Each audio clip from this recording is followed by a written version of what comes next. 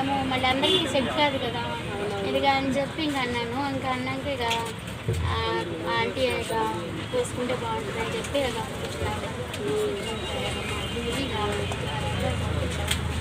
ఇప్పుడు అంటే ఎంత ఫేమస్ అయ్యేది కదా, అంటే ప్రతి ఒక్కరు కుమారి అంటే ఇక్కడ చూసినా కూడా పక్క స్టాల్స్కి వెళ్ళట్లేదు, మీ స్టాల్ దగ్గరికే వస్తున్నారు. అంటే మీ ఫుడ్లో అంత మహత్యం ఏముందంటారు?